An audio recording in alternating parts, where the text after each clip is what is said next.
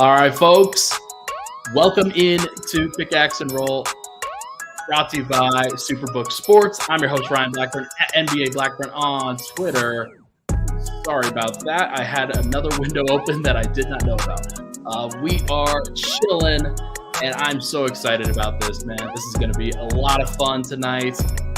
So much fun. I got my guy Swipa here. Thank you so much for tuning in. Swipa, game one in the books. Nuggets doing some crazy things right now. We are here to talk about Denver taking control of game one, but also talk about game two and everything that's going into that as well. How are you doing first and foremost? What's going on, my friend? Yeah, I'm good, bro. It's been a good week. Game one was a lot of fun to watch. I think if you were a basketball fan, I think that the Nuggets and the Heat, they actually did really well ratings-wise, which I think is an interesting thing. I think it's almost like confirmation bias everybody's looking for. Like, the Nuggets and the Heat aren't going to have anybody watching the game. But it's just like, that became a discourse before it was actually an issue, So that's been kind of funny to watch. Game one was a lot of fun. I think it was a lot of interesting things that you can take away from that game. But, man, yeah, I think this is a really interesting situation to be sitting in if you're the Denver Nuggets. And, there's definitely a lot to talk about from game one from both sides. No, for sure. And, this is one of the things that we've always had to go through. We always have to go through the process and understand, look, you're supposed to win game one. You're supposed to win the games at home. But it still felt good. It still felt like Denver was in complete control for the vast majority of that game. There were a couple of things in the fourth quarter that I think the Nuggets will have to worry about, that they'll have to think about and have thought about over the course of these last couple off days. But game two will probably take on its own feel. It'll probably have a couple of different elements that we can certainly discuss. But if I'm the Nuggets, obviously you feel good. And one of the reasons you have to feel good is about the size, is about just there are certain things that Miami can't really control, that they don't really have much of an answer for. Bam Adebayo is their biggest starter at 6'9", and Denver's got two guys that are taller than that, and one other guy that was beasting in the post to begin this game. This is one thing where Miami, they're going to have to prove it. They're going to have to show that they can do it. And I'm curious as to what you think. This was a big talking point coming out of game one. Is it going to be the same in game two? Yeah, I think the thing is that obviously we can get into the shooting variance. Both teams struggled. Miami actually shot better in wide open threes than the Nuggets did, but the Nuggets were 8 of 27. Miami made 13 threes. On 13 of 37, which is 33% to 29 point, about 6%, I believe, for the Denver Nuggets. So, it's one of those things where that's definitely a talking point. But again, it's funny, Ryan, I think going into the playoffs, I communicated, I know some other people are communicating that the Nuggets are the most physical and biggest team that they typically, will see in any round, just because of how big and how strong they are in the interior and also how they play.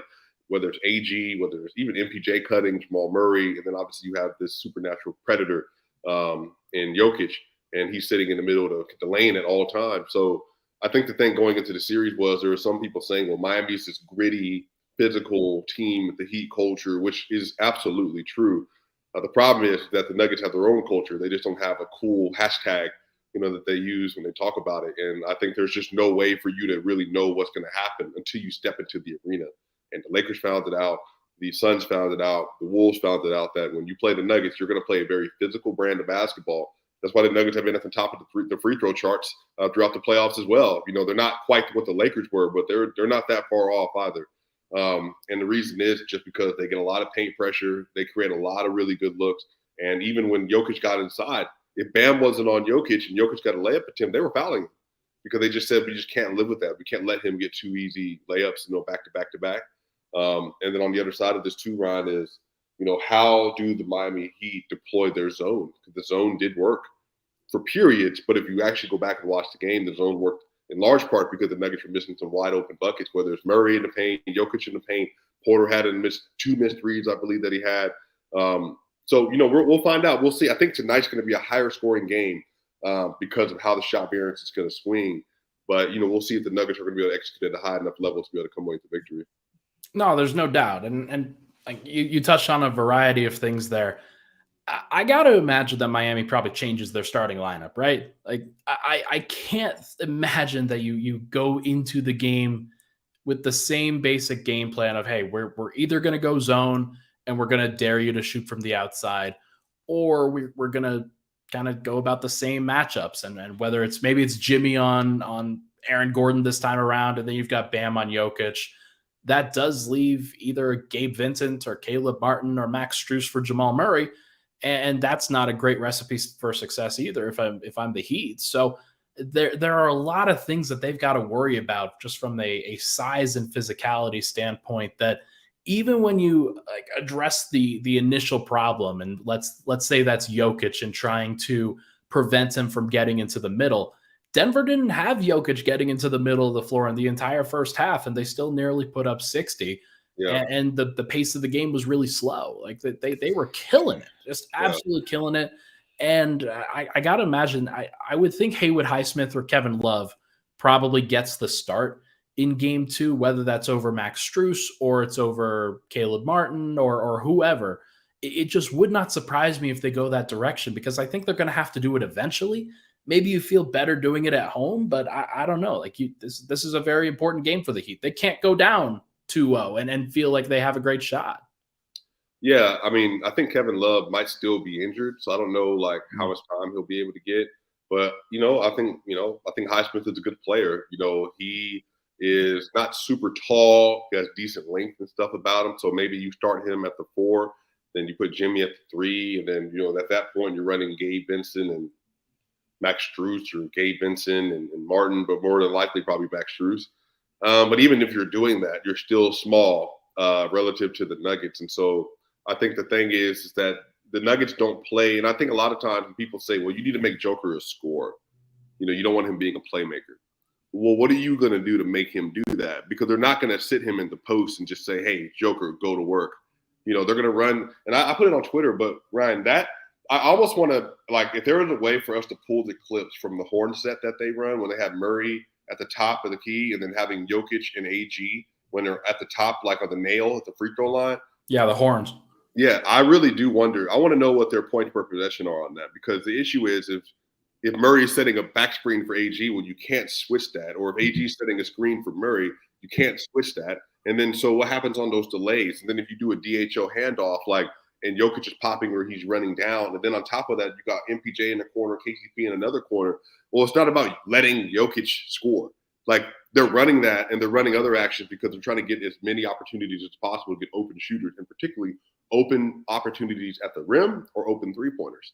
So, yeah, and again, even when Jokic actually went at Bam, and Bam was guarding him one-on-one, Jokic was like destroying him because he's just too big and he's too skilled. And then Bam fouled him twice, and then he also was getting some of those fadeaways, some of those turnaround J's that he likes to hit. So I think some of this is that the Heat are going to make clear adjustments. The problem is that even with that, and I just said this earlier, their defensive personnel scheme, I don't think even come close to what the Lakers had. And the Lakers had issues with them. Now, I think figuring out that zone is going to be something that happens over the course of the series. But for me, that felt like the Rui Hachimura kind of the little throw in. Let's see if this works. Let's see how long we can get away with this. But then, as you know, if you do that enough versus the Nuggets, not only do they figure it out, but they're going to make that almost virtually unplayable. I was just going to say that's one of the great things about watching Jokic specifically and watching the Nuggets in general, is that, like, every time you see something, if you're Denver, Jokic just files it away. He's just going to download that into his brain. He's going to realize, okay, this is how we have to attack this. This is the leverage that we have to create. This is how that changes another thing on the court. And whether it's a size adjustment, whether it's going zone, whether it's switching, whether it's just whatever, Jokic knows the counters to everything now. And there is a counter to every single scheme. Now, you have to be able to probably just score one-on-one in a lot of different ways. But I do think that Jokic is very capable of doing that. He's developed far more confidence than he had entering the league. And he's just developed into a much better, more well-rounded killer of whatever a team is trying to do. because there were times where he tried to, I think, go into the idealized version of what it was. Whether, hey, you're running a 2-3 zone, we are always going to get the ball to the nail. We are always going to work the ball around and make sure to kick out for three. And sometimes he just says, "Screw that! I'm going to put this guy through the rim." Right. And that's the adjustment that I think he had to make. Is it's not always about creating the perfect advantage. It's about creating the right advantage at the right time just to score those next 2 points or 3 points. And he's been fantastic at it throughout his career, but more so over the course of these last two, especially without Murray and Porter. He had to learn how to do things even when they weren't perfect. And they're not going to be perfect in the playoffs, and they're not going to be perfect in the finals when you're facing really good teams. So he has figured out a lot, I would say, and there's just not a lot that I think Miami can really turn to here. Yeah, we'll talk about this. The Nuggets weren't as great defensively in this matchup as opposed to how they've been in previous series. They almost like they needed to deploy their defense more like they did versus the Suns at times, and they were like lacking. But I think that's because the Lakers series was so much different in terms of stylistically than the previous series. It's almost like they're having to like relearn because they were behind on some of those closeouts. It's a good point. And then even when they were closing out some of these opportunities versus the Suns, they're actually pretty good about like not jumping into the closeout and then leaving wide open threes. But multiple times, Max Strus, Duncan Robinson, Kyle Lowry in the drop, they were just leaving too much space, or they were leaving their feet. And the next thing you know, they were getting these easy pull-up, but then maybe it was just the altitude, the lack of rest, or just the jitters of game one that Miami weren't hitting those shots. But like I said, on the other side of the court, though, the Nuggets also weren't doing that. Like Michael Porter Jr. was 2 of 11 from three. Like, that's just crazy. And Jamal was 2 of 7 from three. Jokić is a great 3-point shooter. He's shooting 47.5% from three. But I don't think he's a better shooter than MPJ and than Jamal.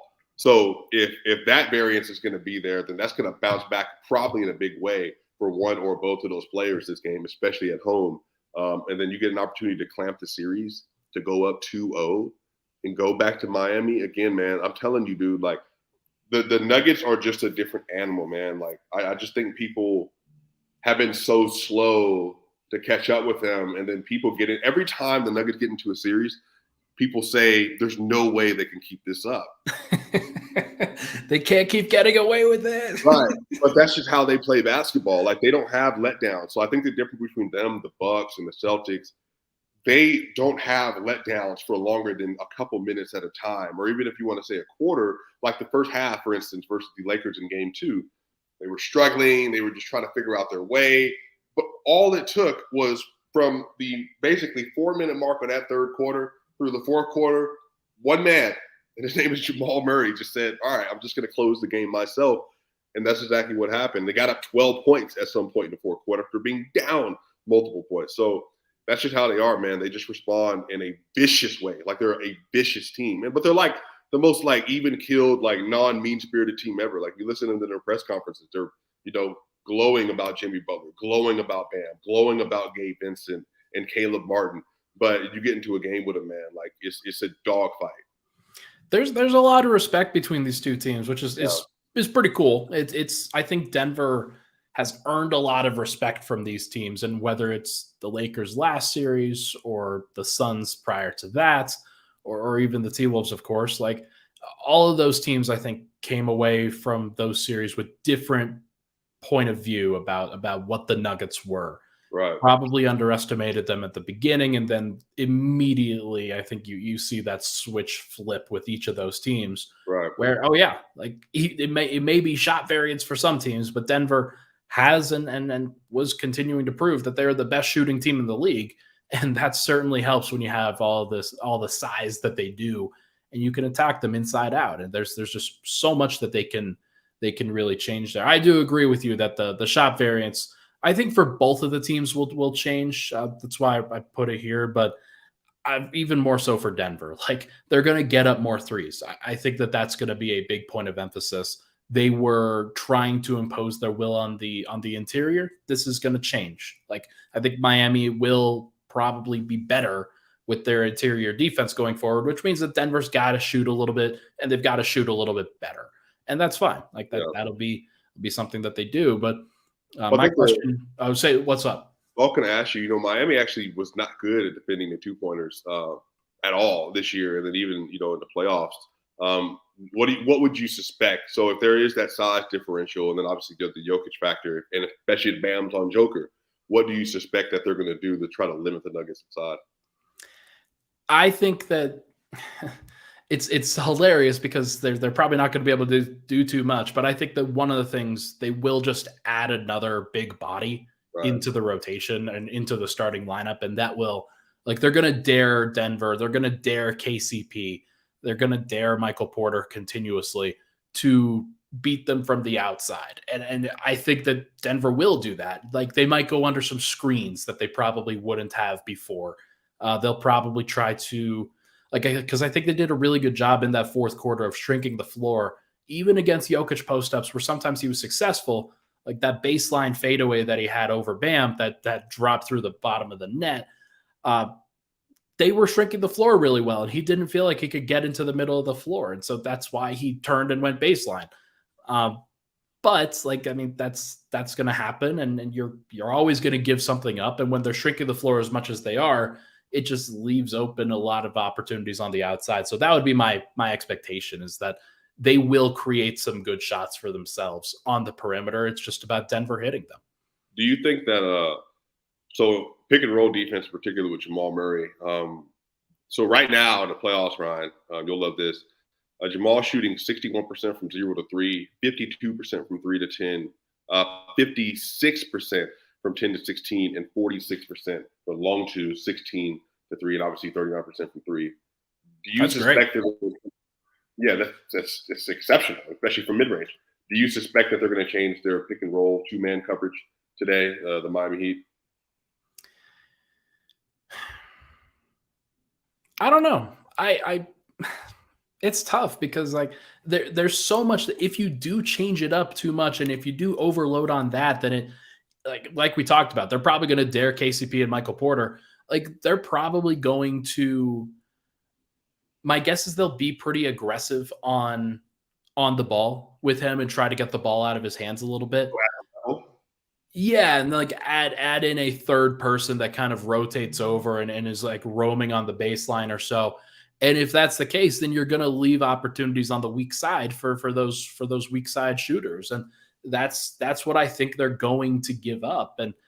And Denver's very capable of taking that, but honestly, like, they also just might be like, hey, we're gonna dare Jamal to score 40 points, and like he'll probably do it, and maybe he does it on 32 shots. Yeah, like maybe they'll play some drop, and maybe they'll go under screens, and maybe that's how they do it. But there's not a lot of recipes to stop Denver right now. Well, I think the thing about them is they were switching everyone outside of Joker, but the Nuggets know this. And they did that in the first quarter. And so, maybe they start off with Jimmy on Bam, but again, if it's even Highsmith, like, I like Highsmith. He's a good player. I watched him this year, good rotation player. He's actually a good player that could play in something like the Nuggets. But I think the problem though is, bro, as soon as they start switching, then if Highsmith, Vincent, or Strus is on Aaron Gordon, it's cooked. And then if Strus or Gabe Vincent or whoever is on Jamal Murray and they're playing pick and roll defense, they're cooked. And if Jamal Murray gets Gabe Vincent, he can just put him in the post if he wants. So, but again, this is what I mean about matchups. Bam cannot switch off Joker. They can't.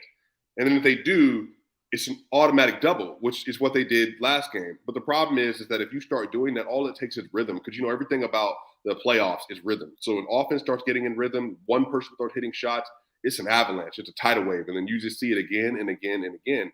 So I don't love the idea of them bringing a third man over, because all it takes is for Jokić to be able to recognize that, or Murray to be able to recognize that. Then you got two very good playmakers, which I'm going to say Jamal Murray's a very good playmaker in the playoff setting. Then again, that's not like, to me, a viable option. But again, I think this goes back to the Nuggets have more advantages, and they have more things about their personnel that are unsolvable than the Miami Heat do, which is fundamentally, typically, how you win an NBA series. Is you have more advantages, you create more problems for the defense that they cannot solve, and then that just accumulates game by game and over the course of a series. So for me, it's just Miami Heat are going to have to hit a lot of shots today, I think, to be able to overtake what the Nuggets are going to do. But even with that, I don't know if they're going to be able to outpace what the Nuggets are going to be able to do tonight. And like we talked about, like your options here are you can allow Nikola Jokić to try to cook, you can allow Jamal Murray to try to cook, or you can allow the role players to try to cook and have even easier shots than what they normally do. It's not a great option. Like none of those are super exciting if you're an opposing defense. And they're going to try to probably change it up. They're probably not going to do just one thing. And if that's the case, then they'll try to catch Denver off guard at various points. And who knows, maybe the zone bothers Denver just a little bit. I don't think it will going forward. And if it's Jokić on the court, then I think that he's going to be like, yeah, I struggled this last time against the zone. Let me kill it now. And if that's the case, then Miami's, I think they're in a world of hurt. So the Nuggets, I think, averaged 1.16 points per possession. I got to look it back up versus zone last game. What number do you think they would need to be at for the Miami Heat to be like, we're done? Like, we're not doing this anymore, like today? Probably like 1.25. Right. So basically in the first half, they just like, but again, they're doing this. They're trying to do this with the non-Jokić minutes. Yeah. So this all comes down to Jamal, Bruce, and MPJ. Because if those three players are able to get enough penetration and shot making together, that's when that stuff starts to like really accumulate. Oh, by the way, let me give Michael Malone his flowers. I said this on Twitter, Ryan, but I want to hear your thoughts about this. Sure. Because matter of fact, I'm probably just going to just throw it out there. What adjustment did Michael Malone make to start the second quarter that he hadn't done throughout the entire playoffs? No AG. MPJ at the 4. Now I believe, and I do want to head this off at the pass real quick. I think it was matching Aaron Gordon's minutes with Jimmy Butler, and that was the reason why they did it. But it's still a good thing. It's still a good idea. What were your thoughts on how that actually worked versus the zone? That was great. Like I mean, I thought that Denver's offense was reasonable in that time. Like they're never going to be perfect, and especially like Miami, they brought back on Bam. They had defensive guys in there. They had a lot of good options in there. And Denver, they tried to figure some things out. They did okay against that zone defense, but okay is all you need. And if you're defending well in the half court, then that's going to be just fine. Denver, I think their issues on that end were a little bit more defensive than they were offensive during that beginning of the second quarter. Right. By the way, Ryan, let's expose you here. How long until you admit that Michael Porter Jr. is the best defender on the team? Oh my God. Hey man, I thought he should have got the defensive player of the game, Jan. I was laughing about it with B-Vote on the media row. It was hilarious. We were just dying laughing. Like, bro, Coach, you had one job today. Bro, the blocks give Michael Porter his flowers. The biggest thing, Ryan. I don't know if you remember, he had a contest at the rim, and then he had two contests at the rim. I think the first one might have been maybe Caleb or something. I remember the exact play. It was Cody Zeller, kind of like faking a DHO and then getting right past Jokić, and Michael Porter just goes and helps out, gets the block, and then offensive rebound to Miami, and then they drive again, and I think it was Jimmy, maybe it was Caleb. No, it was Duncan Robinson. Oh, okay. Oh yeah, and then he blocks him, or at least deters it again. It was great. Like that is rim protection right there. That's something that Denver's never really had before. Right. No, and he's so big, bro. That's the difference, man. Like Michael Porter, so there was two blocks. The Jimmy block, which is easy. Like, he did that to Ruby twice in one game last series. The Caleb Martin block, I was like, yo. Then that play, I was like, yo. And then he got that Michael Porter Jr. putback. I was like, bro, this dude is trying to win an NBA championship, and I love everything about what he's doing right now. He's amazing, man. Like he deserves a ton of credit. And let's talk a little bit more about him on the other side. Just making sure to give everybody the full defensive experience for what the Nuggets did. But first, everybody, this podcast, as you know, is brought to you by our good friends over at Superbook. Bring that big bet energy this summer with Superbook Sports. They are the most trusted name in sports betting right now, and you can use promo code MILEHIGH to score up to $250 with their first bet bonus. Win or lose, they will match your first bet up to $250 with promo code MILEHIGh. All you got to do is download the superbook.com or go to superbook.com for terms and conditions, or download the Superbook Colorado app in the app stores. Enter promo code MileHigh and you'll get $250 courtesy of Superbook. Gambling problem? Call 1-800-522-4700. We'll be right back on Weekends with Swipa. All right, we're back. Pickaxe and roll. Ryan Blackburn here, joined by my guy SwipaCam on this weekend. Weekends with Swipa here, having a grand old time. Previewing game 2 now of the NBA Finals. It's never gonna get old to be able to say something like that. Like that's Right. always going to just be fantastic in my mind. But here's one thing that we probably have to talk about. 0 free throws for Jimmy Butler and Bam Adebayo in game 1, excuse me. I can't imagine that that's going to happen in game 2. Like you would think that wouldn't happen in game 2. Just like law of averages says that they're probably going to be a little bit better this next time around. But I don't know, man. Like the way that Denver was defending them, they were like, perfect. You guys take as many mid-range, floater, like turnaround hook shots as you want to. We are not going to foul you on those shots. We're going to force you to beat us, and we'll see if that ultimately comes to pass. What's up, Ryan? You went to USC. You're a smart guy. You're a smart guy. Well, I try. Thank you. Yeah. Can you add 38 plus 37 in your head, please? What is that? That would be 75. Okay. So the Heat took 75 jumpers during this game. 75. They took 38 mid-range jumpers, which is all mid-range shots. Nuts. They took 37 three-pointers. So if you do the math, so if you're shooting all jumpers, then the Nuggets' entire defensive philosophy is they know you're going to pump fake. They know what you're going to do on those shots. Don't foul them. And then you shoot that many jumpers. And then Jimmy, who some media members said is the best player in the playoffs. I think he's been incredible, by the way. So I love Jimmy. But, Jimmy had 13, 7, and 7, taking a bunch of mid-range shots, all that other stuff.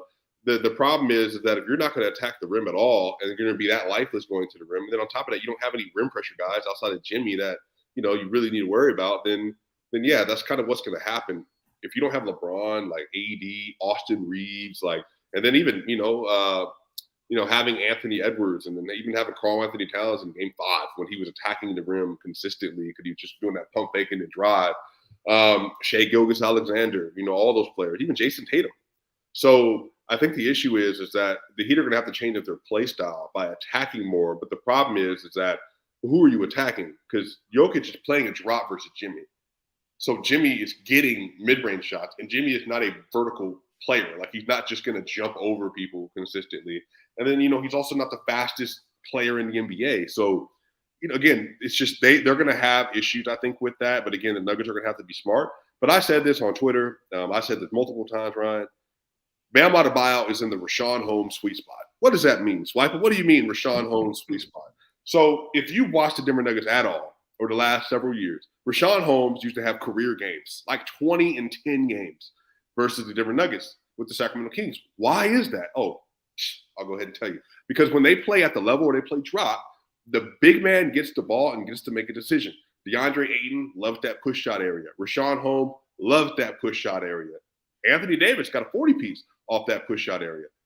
Bam Adebayo is getting these wide open attempts because, they're like, hey, we're going to give you the most inefficient shot for your most inefficient position, which is your center taking mid-range shots. And they're going to take that as much as you want. That means Duncan's not shooting the ball. Strus isn't shooting the ball. Jimmy, Vincent, Martin, whoever. You're not shooting because Bam is shooting. So if you're going to score 26 points or 25 shots, even efficiently, cool. But guess what? You're not drawing any fouls on those shots. None. So that means you're getting exactly 2 points half of the time. Whereas the Nuggets, they're getting 2 points 70% of the time.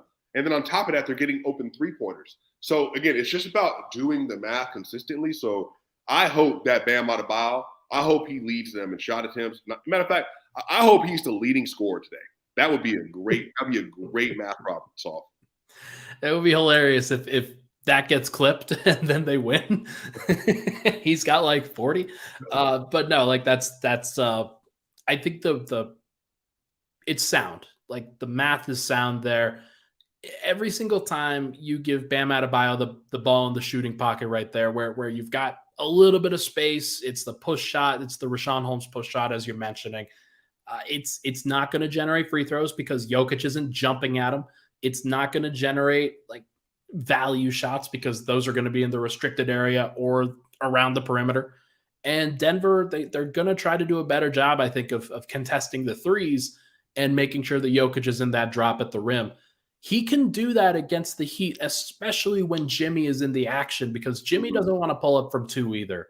And so you've got to make sure that you wall off the rim. And Jokić does a really good job of that. I think that people don't really fully appreciate that the reason why Denver's defense is better with Jokić on the floor consistently is because they don't allow as many shots at the rim.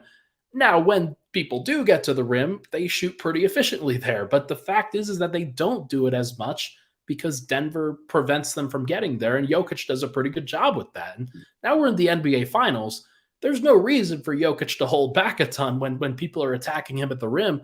He's going to contest, and he does a reasonable job with a 7'3" wingspan somewhere around there. So he's going to do a pretty good job on that, and I feel pretty good about the way that Denver has done this, and then I think all Nuggets fans should too. Do you think that Jimmy's going to be more aggressive, though? Because I still think that he's going to challenge Jokić at the rim as much as he can.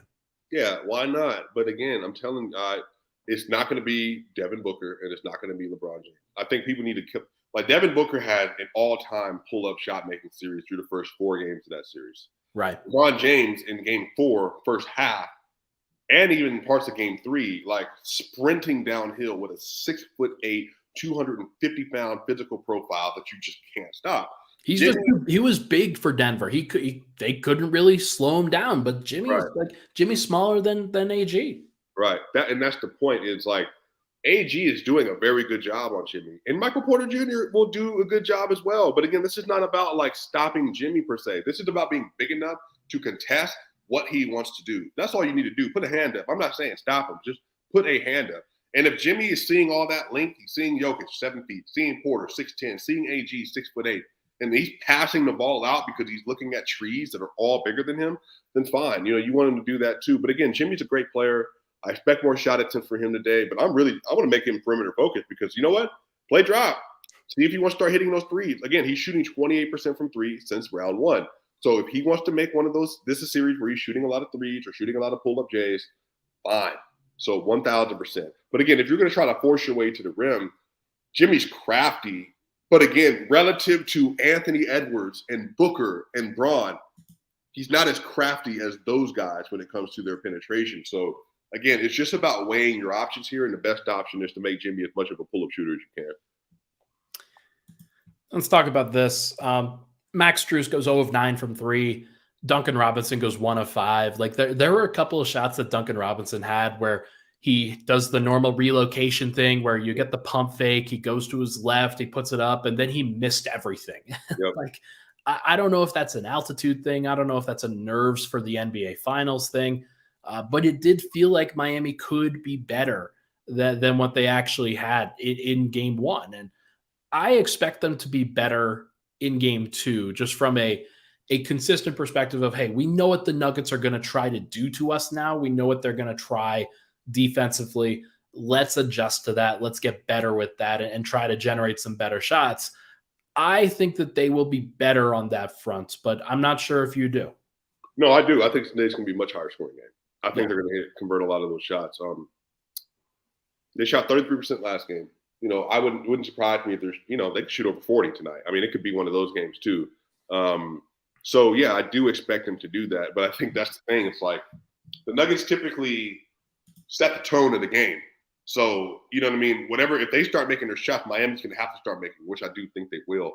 But it's again, can you do that consistently enough to stay, like, can you have enough stretches where you're just like an avalanche and then the Nuggets aren't responding or they're not also shooting, you know, very well on their end. So I think that's how it's going to have to work. Like Miami's going to have to take really efficient shots, hit those shots, and do that, especially with Joker's off the court.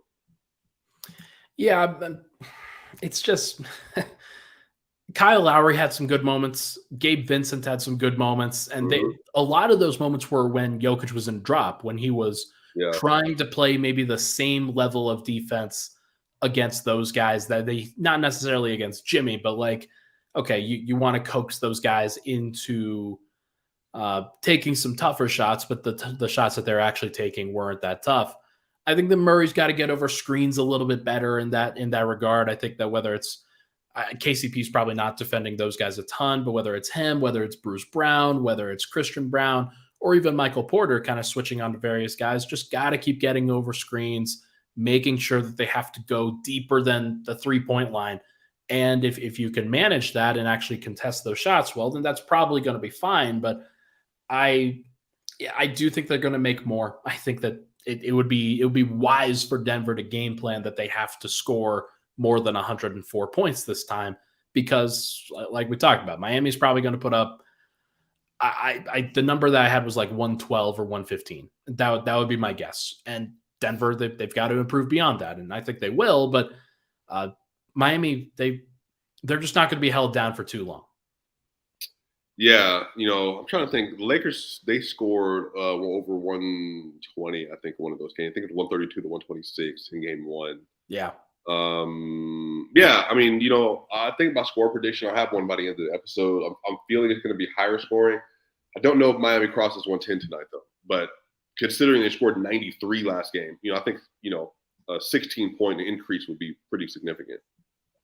Let's go. I'm going to go back and look at some of the game logs that Miami has had in these playoffs so far.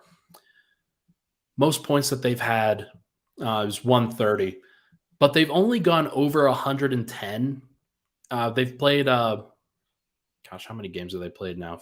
5, 10, about 20 or so. Is it 19? I think because they had 18 coming in, I believe. Okay. So they've played 19 now. They've gone over 110 just 8 times. Like it's not a ton. And they did it, like, in 5 of those were against Milwaukee. Like, against New York, they didn't do it a ton. Against Boston, they didn't do it a ton. They've gone over in the last lower scoring games. 13 games, they got over 110 5 times or 3 times. Well, so in the 19 total playoff games, they've gone over 110 8 times. So that means 11 times that they didn't. No, so I'm saying, but like you said, how many versus the Bucks? The Bucks was all 5 of the Bucks games. They went over 110. So that means now what you're saying. So in the other only 3 out of the other 16 games, they went over 110. 3 games? Yeah. Bro, so this is what I mean, man. Let's have a conversation, bro. The Knicks suck. They suck. They're bad.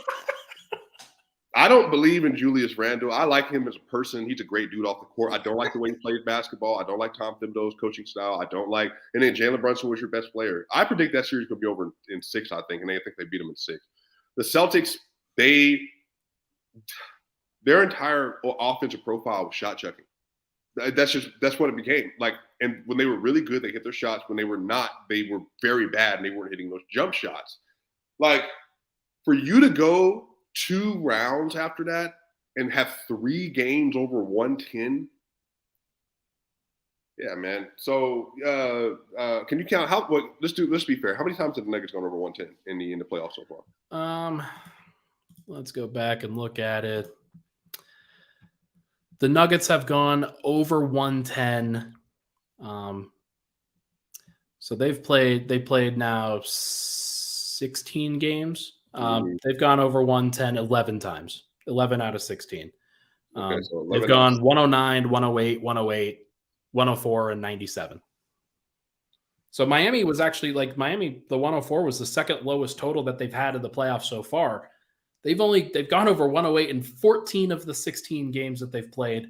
And then they had the 97-87 game 2 with the Phoenix Suns, which honestly, that makes me think that Denver, it could still be a low scoring game on this front, but it is kind of hilarious that's the disparity that we're talking about. So Denver, their offense, I think, is just better than what Miami's defense can really hold them to. And Miami's offense, there's a ceiling, I think, to what they can do. They were getting cooked by, they were cooking Milwaukee. I think that was honestly about Milwaukee and Boston. Don't get me started on Boston. So Boston's embarrassing. You might want to. You can take yourself out of frame here if you want. I don't care. I'm gonna say what I want to say here. No, I'm here. I'm here with you. The Knicks are not a good basketball team. They are not. Correct. They fooled everybody after the All-Star break. They had this great offense, all this stuff, but they are not a good basketball team. I don't think any team anchored by Jalen Brunson and Julius Randle. Julius Randle, did he make second team All-NBA or third? Second. Which is crazy because Lauri Markkanen was clearly better than Julius Randle, but he didn't play for the New York Knicks and wasn't on the East Coast. I'm sorry. I think, again, Julius is a great person, but the way he played basketball infuriates me. So the idea that the Knicks somehow will be the 5 seed, you don't realize, Ryan, how disappointed I was in the Cleveland Cavaliers that Donovan Mitchell dropped in the playoff. Evan dropped in the playoff. Jared Allen, lights were too bright. Jarius Garland, lights were too bright. And then Josh Okogie, when they were winning their minutes, again, coach said, you know what? It's cool. We need more scoring. And then he was out there doing nothing. Oh, who you ask about? The guy that was a backup rotation player for LeBron James in 2018 that you don't even need to know. This is what I mean, bro. I just genuinely don't like the way the Knicks play basketball. And again, they're only relevant because they're in New York. So the Heat, they beat 2 real teams in the playoffs, in the Bucks and in the Celtics. And then they played against the Knicks, who should have been out of there in the first round of 6 games, but Cleveland dropped the ball. So again, I think the Miami Heat are a really good team, bro. But yeah, I just think that the Western Conference has been better in the playoffs. And I think on the other side of this, I think that the Nuggets are just a fundamentally different kind of team than the Heat are used to playing. I do want to make a correction. Julius Randle was a third teamer. Third team. He was a third team All-NBA guy. So a top 15 regular season team player. Too high. One team too high. And look, Chris in the comments says they beat Denver twice in the regular season. I don't care. Does anything about the regular season actually mean anything? What are we doing? The Lakers were 2-2 versus the Nuggets in the playoffs. By the way, they used that going into the playoffs as evidence why they would beat the Nuggets as well. They're like, man, Thomas Bryant killed Jokić. Anthony Davis is going to cook him in the playoffs. Anthony Davis is going to cook him. Oh my gosh! You can't even lie, man. Hey, by the way, if we're talking, Chris, I like to please, welcome here.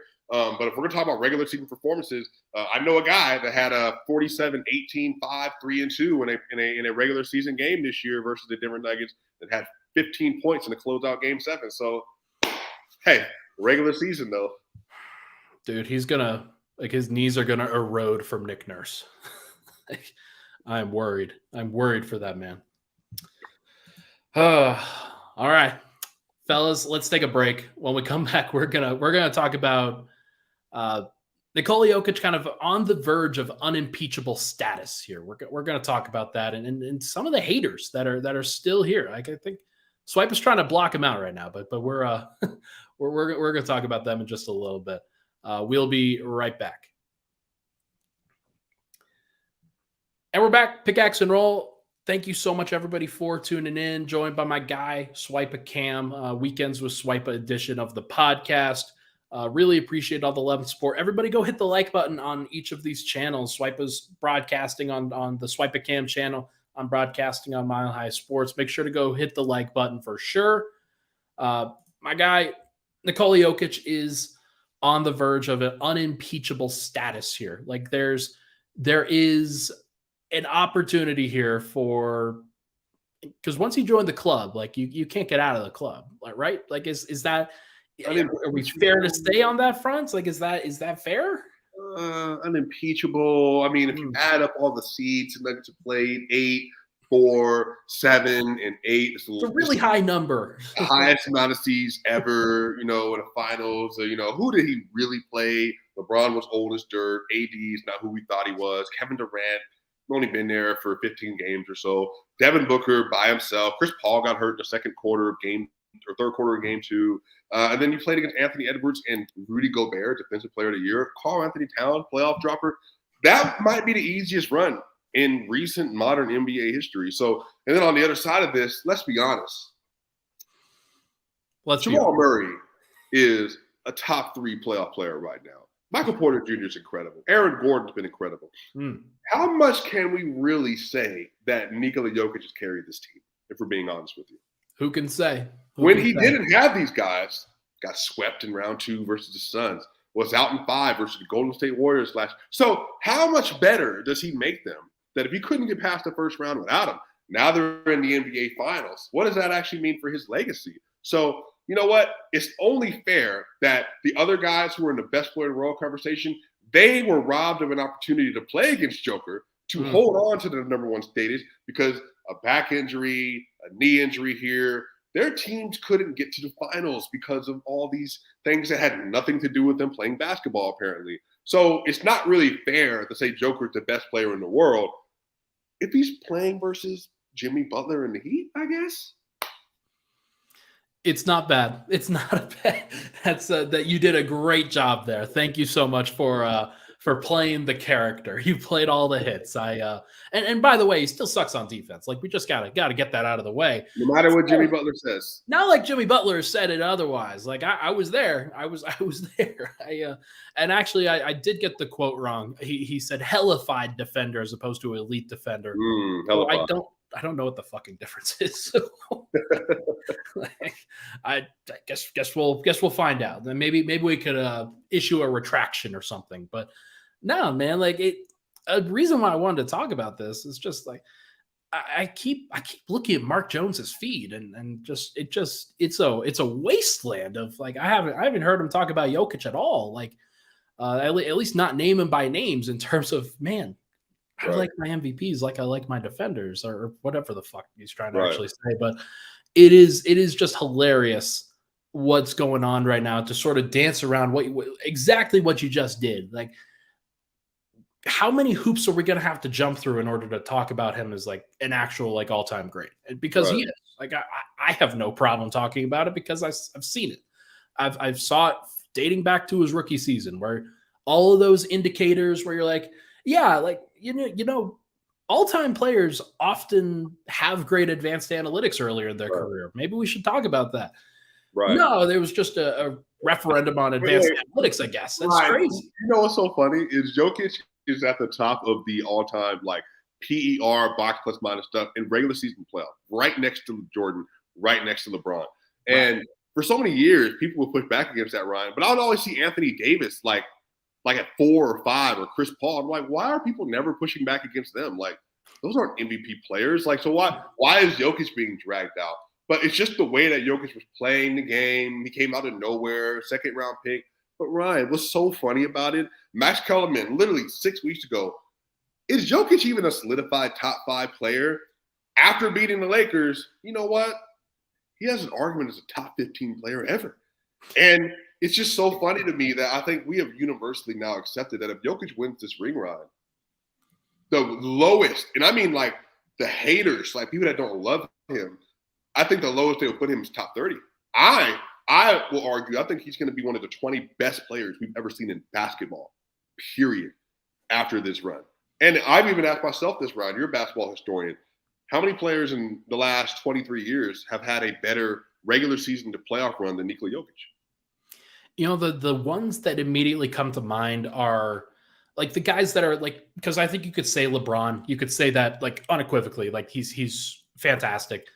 I think you could say Giannis in 2021. That was a great run, but also like there were some duds in there. There were reasons to at least have some concern. Like I remember Game 5, Game 3, maybe it was one of those two against Brooklyn. And people were questioning, like, can this guy really handle this? And there haven't ever been those questions with Jokić along this run so far. And maybe that's because he didn't have to go up against Kevin Durant. Oh, wait, he did. He did have to go up against Kevin Durant. And it didn't freaking matter at all. The others are Tim Duncan in 2003 and Dirk Nowitzki in 2011. Those are the two that come to mind besides just LeBron. And I'm with you. Like, hey, like, that Tim run is very serious. Like I'm that one's great. Even with Dirk, like I think Joker's is better. Well, that's what I can ask you, bro. So Dirk, you know, the teams he went through was incredible, but I think the individual play wasn't as good as what Jokić is doing. And I don't know if you saw what Paul Pierce said the other day. You know, he might have been asked me a little bit. He said, this is the best run I've ever seen. He said, this is the most dominant player I've ever seen. Now, obviously, you got Shaq 01, 02, 03. But even if I'm going back to the 90s, I think 91 Jordan, you could say 2015 Bron. And again, I mean the best runs by regular season MVP play to winning the finals. So Right. you got 91 Jordan, 2015 Bron.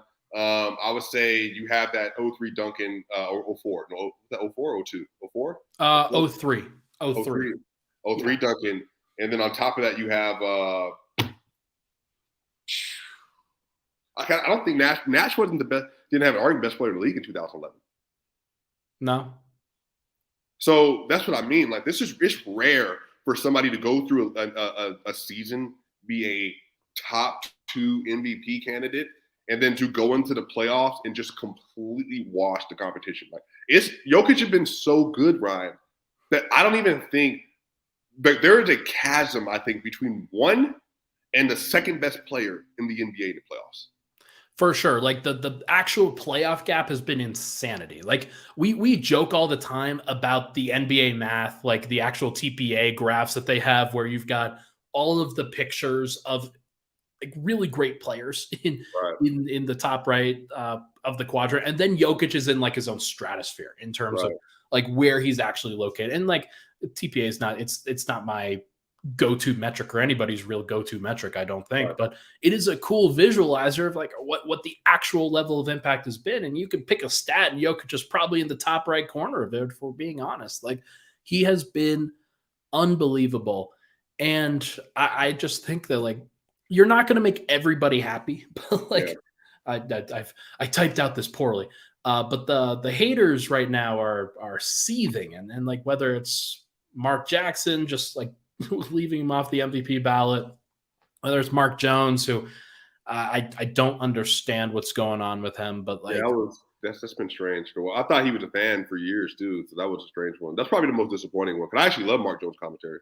Yeah, like I mean, I think he's creative with it, and like that's one of the things that you need from an announcer. It's just somebody who brings their own flair to it, and I think he does that. But if your flair is going to be peppered with this shit, then like, what are we doing? Like, it's hard to really go that way. But and like Nick Wright's going to be the ultimate one who sees his own downfall and like actually gets to watch the Titanic sink around him. Yeah. It's going to be hilarious to watch, and I think all Nuggets fans are ready for this to be the final stone cast. So, by the way, Ryan, I'm looking up because I like advanced analytics, so whoever doesn't, whatever, you don't love them. But right now, Jokic in this playoff run has a 13.9 box plus minus, which is outrageous. He has in the playoffs a 31.9 PER. Jokic has a 44.6 assist percentage in the playoffs, which is daunting relative to the rest of the field. And then he's been maybe the best scorer, the best rebounder, and the best passer. Yeah, I mean, I think that if the only scorer that I think you can make an argument for would be Devin Booker. And then rebounder, it's been Jokic, and then playmaker is by far been Jokic. But again, I ask you, Ryan, who else? And again, this is the real question. In any other time in NBA history, who else has been in the argument for best scorer, best playmaker, best rebounder, all at the same time? I think you could it's probably LeBron. Like Magic was never the actual scorer. Like LeBron, his rebounding numbers would really turn up in the playoffs because he's just trying to lock in on that front. But just somebody who's actually like that well-rounded, like maybe Larry Bird, like just somebody whose assist numbers actually weren't that high, but it was always making plays to make his teammates better. But like, I don't know, man, like it's just, he's doing it differently. And I think for everybody that really fights back against the advanced analytics front of that, right? He is like, the fact is that the advanced analytics are like, they're saying he's doing it differently. That's all that's all it's saying. That's all, like, hey, something like this has never ever happened before. And they are like, the numbers are struggling to quantify what they are seeing. But what they are seeing is pretty clear based off of what we're watching from a wins perspective and how much impact he's actually having out there. Right. And the defensive stuff is basically every time the numbers are saying it's really not that bad. And I think what we're seeing now is when you surround him with the right pieces that a championship team needs, yeah, it's not that bad. Like it just never has been that bad. And like he'll go through these runs, especially during the regular season, where he doesn't give a damn. And like, doesn't everybody like what are we doing here? Like Giannis does that. Giannis's defensive impact this year was not high. And I don't think anybody like it's just crazy to see. But why do you get penalized? And this is the thing for me, because Giannis has never anchored an elite offense ever. So why do you get penalized for being a all-time top 5, 6, depending on where you want, offensive engine? But then you get penalized for being a mid-level defender or a below mid-level defender.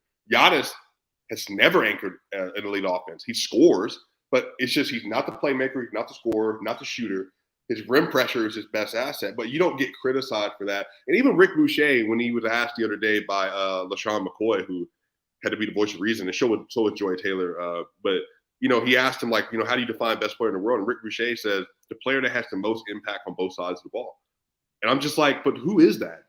It's still Jokic because his offensive impact far outpaces anybody else. Well, even in NBA history, though. So you're saying Michael Jordan, one of the best two-way players ever, he's a top 5 offensive player, but he's not a top 5 defensive player. So that's just true. Like, I've seen him get cooked. I was old enough to watch him play. I know he got cooked. So then on top of that, you say LeBron James. Well, yeah, LeBron is apex, sure. But who's 6'8", 260 pounds and can do everything? It's just him. That's it. So whenever you're comparing Jokic, it's like, so because Jokic isn't one of the 2 best players ever with these crazy, off-the-charts athletic profiles, like somehow we're going to dismiss what he is. And again, for me, bro, I just think the whole defense thing is a charade because as good as Giannis is defensively, they got smoked by the Miami Heat. And he had no answer for Jimmy Butler. He was so bad, he couldn't cover Jimmy Butler himself. So that's what I'm saying. So how worthwhile is it that if you're an elite defender, but when it comes down to it, an elite defender can't do anything about an elite jump shooter when the time comes? They had 3 defensive player of the year candidates, depending on who you asked. And it didn't mean damn. Like we just talked about Miami.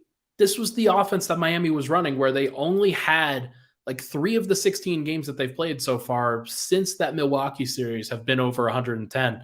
And they were over 110 every single time against 3 elite defensive players. Like it's the actual conversation is just so disingenuous that it is like, I can't believe that so many people are on that side where we've had to push back on this as often as we have, but now you get to see it and now you get to see what it looks like when it plays out. And you're seeing what Denver looks like when they have to play the same level. How many shots did Joker have in the first half? 3. How many shots did Joker have in the first 3 quarters? 5. So you're telling me that against a very good defense, Joker is so good that he was able to literally dominate a game by shooting 3 shots and a half, and you're over here asking questions about how good is he really? Like, again, man, if you don't want to acknowledge the fact that this is a different beast that you're watching because he's not from Gary, Indiana, or not from Indiana like Larry Bird. He doesn't talk like Larry Bird, doesn't have a mustache like Larry Bird, doesn't have a 33 on his chest. He doesn't play for the Boston Celtics like Larry. Well, guess what? The fact of the matter is that Coach Pop said this in 2019 in the playoffs. That is the closest thing to Larry Bird that we've ever seen.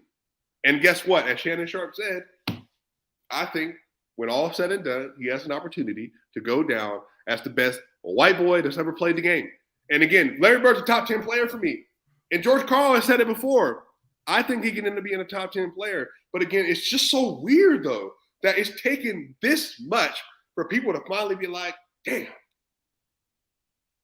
I guess now I have to acknowledge what the stat boys have been saying all this time, or the Denver Knights have been saying all this time. But again, man, it's just been so sweet because he did it versus a young and up-and-coming team. He did it versus Durant and Booker. He did it versus Bron and AD. Now he's doing it versus everybody's favorite MJ comparison, Jimmy Butler, in the NBA Finals. And you can't run from it. And, by the way, take this 29, 13, 10, 54, 48 while you're at it. It's what he does. It's just what he does, man. Real quick before we get out of here. Predictions for game 2. You said you had a score prediction that you wanted to drop. Yeah. Let's talk about it now. Just like you think they're going to score a little bit more? Yeah, I'm going to go actually 118 to 109 score prediction. Denver Nuggets win game 2. 118, 109. 102, 109. That seems pretty reasonable. That would mean Denver covers, or at least just barely. I'm gonna go 116, 111.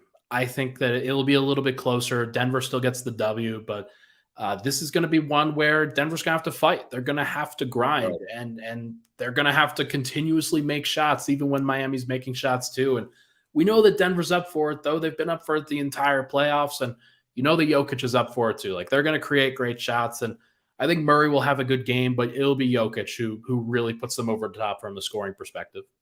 Yeah, we haven't seen so Jokić, what's the most points he scored in the Lakers series? 34, game 1?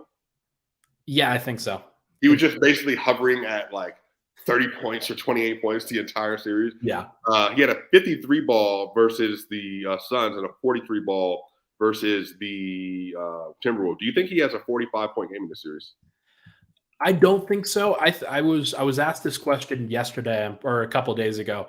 I think that Jimmy will have the highest scoring game, and it might come tomorrow, or it might come tonight, if we're being honest. And it'll probably be something like 42 to 43 points, if I'm being honest. But with Joker, they're always going to have to overload on him just a little bit, and it's always going to come down to that, where you don't know what it's going to look like all the time. But I can say with certainty that he's going to find ways to get 8+ assists every single time, just because of the size. The size is an issue, and Denver is very, very locked in.